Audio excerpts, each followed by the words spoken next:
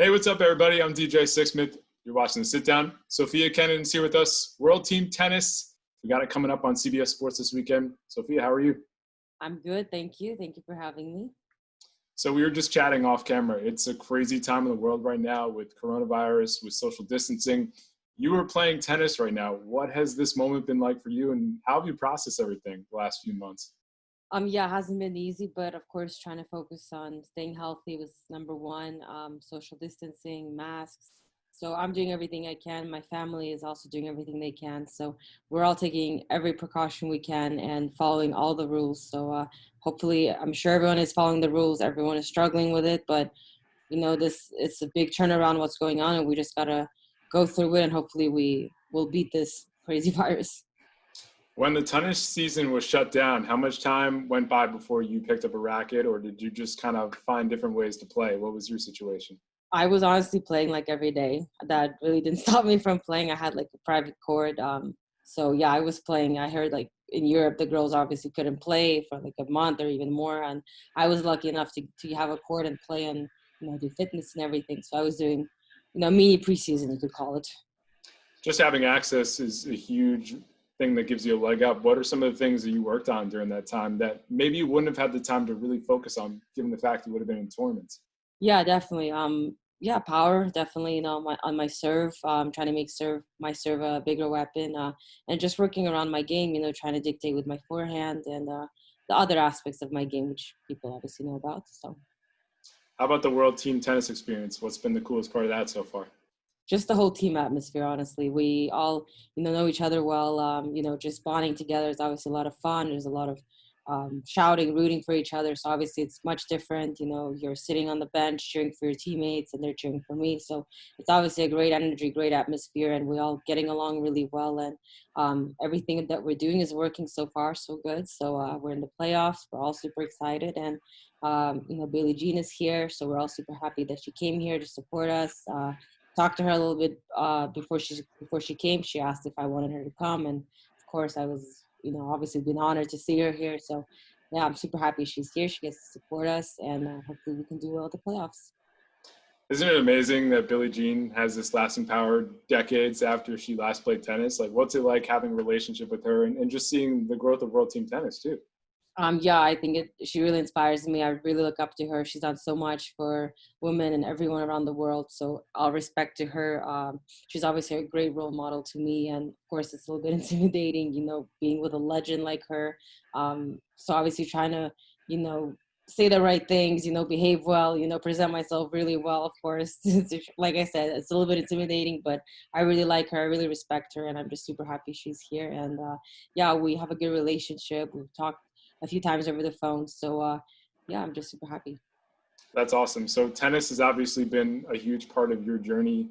When can you really pinpoint the first time when you thought to yourself, you know what, this is something I like, this is something I really think can potentially propel me the rest of my life?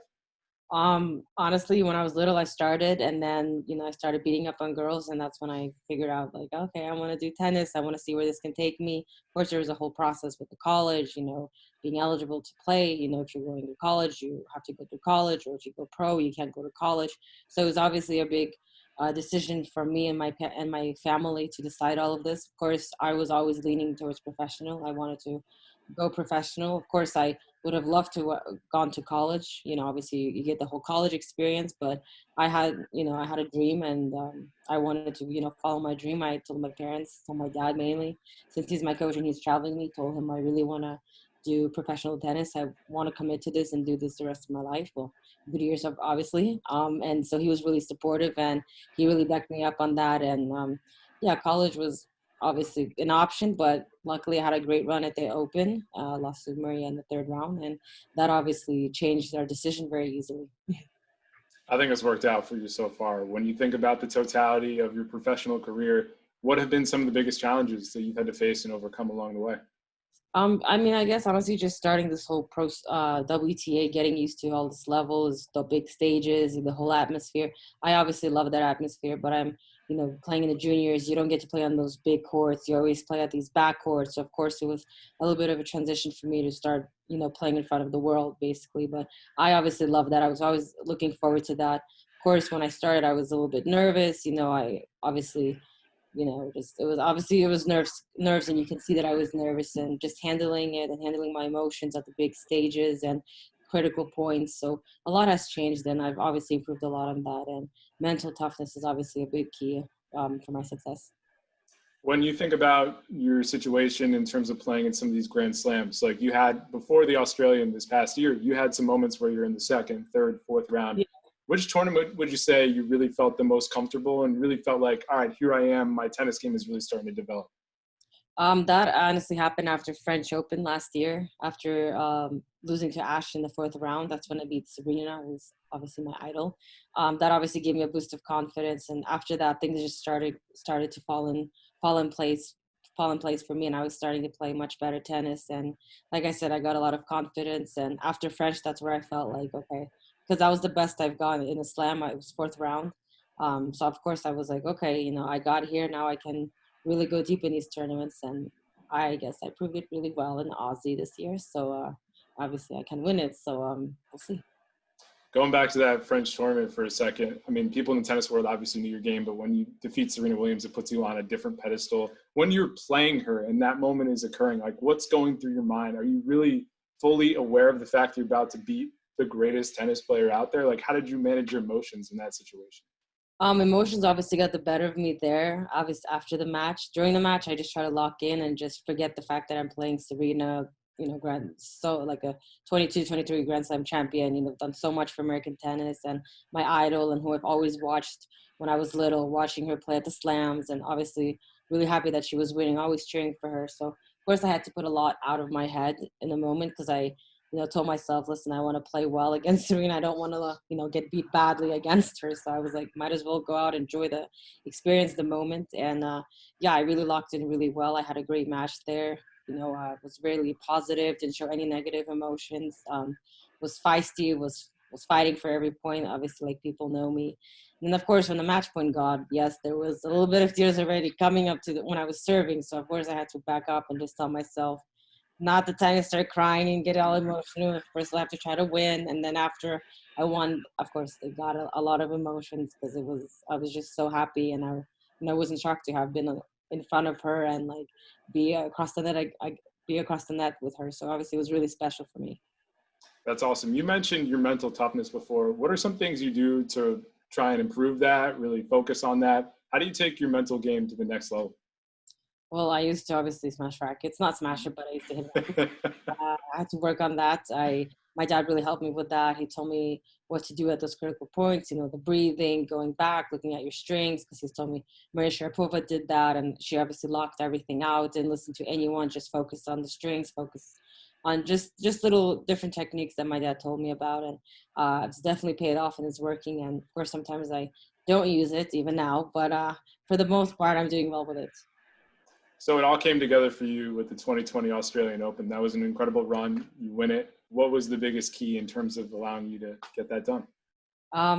Basically my whole superstitions, I guess. I was really superstitious, so trying to do everything right. But of course, I was playing really well. I felt each match I was playing better and better.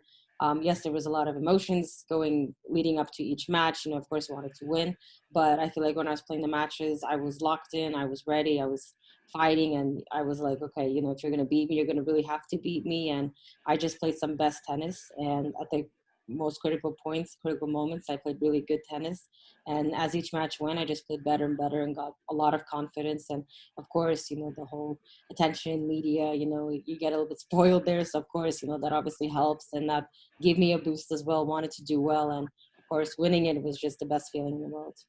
How superstitious are we talking here?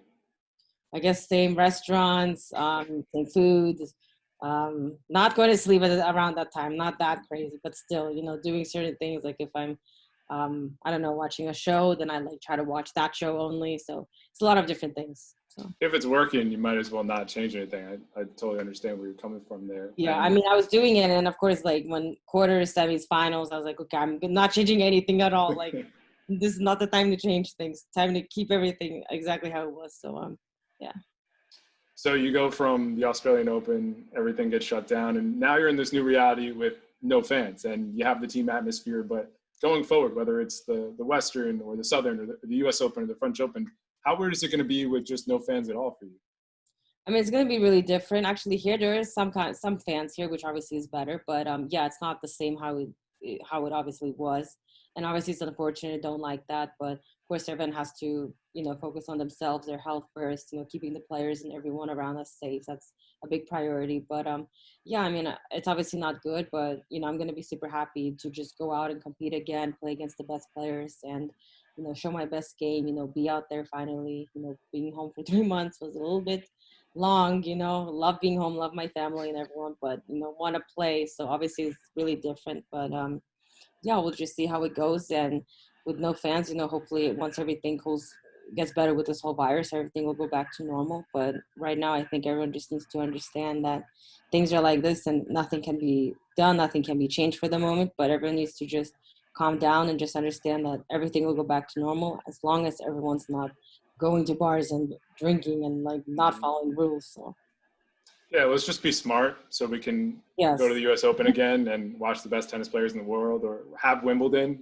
Like just yes, yes, basic little things like that, right? yeah, So hopefully definitely. we're moving in that direction, and you're moving in a great direction. You're number 4 in the world right now. You've won a Grand Slam this year. You mentioned the fact you're focusing on your power. What else are you focused on as you try and build this thing out to the next level? Trying to come into the net a little bit more.